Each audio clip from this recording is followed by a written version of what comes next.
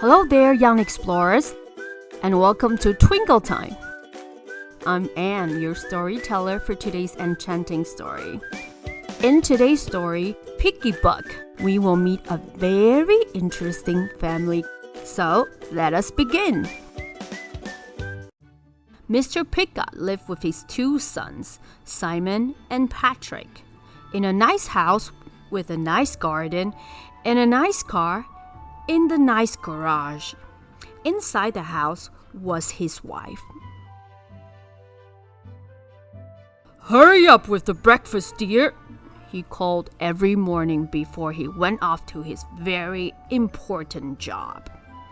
"Hurry up with the breakfast, Mom," Simon and Patrick called before they went off to their very important school. After they left the house, Mrs. Piggot washed all the breakfast things, made all the beds, vacuumed all the carpets, and then went off to work. "Hurry up with the meal, Mom," the boys called every evening when they came home from their very important school. "Hurry up with the meal, old girl," Mr. Piggot called every evening when he came home from his very important job.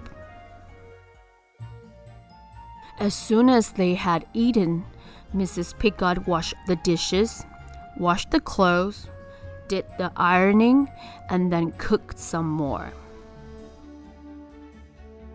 One evening, when the boys got home from school, there was no one to greet them. "Where's Mom?" demanded Mr. Piggot, where he got home from work. She was nowhere to be found. On the mantelpiece was an envelope. Mr. Piggot opened it. Inside was a piece of paper. "But what should we do?" said Mr. Piggot. They had to make their own meal. It took hours, and it was horrible. The next morning, they had to make their own breakfast.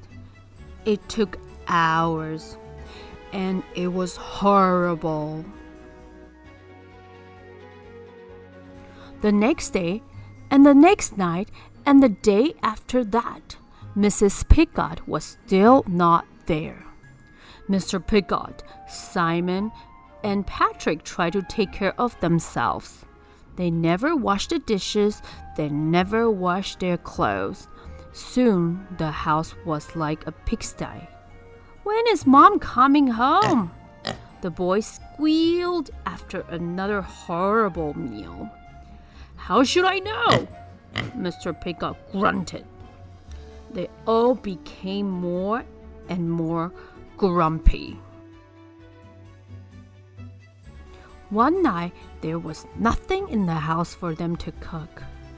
"We'll just have to root around and find some scraps," snorted Mr. Piggot. And just then, Mrs. Piggot walked in. "Please come back," they snuffled.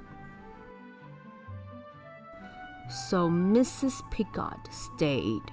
Mr. Piggot washed the dishes. Patrick and Simon made the beds. Mr. Piggot did the ironing. And they all helped with the cooking. Sometimes they even sort of liked it. Mom was happy too. She fixed the car. The end. Thank you for joining us today, and I hope you enjoyed our story. Until next time, may your dreams be full of wonder. Night, night.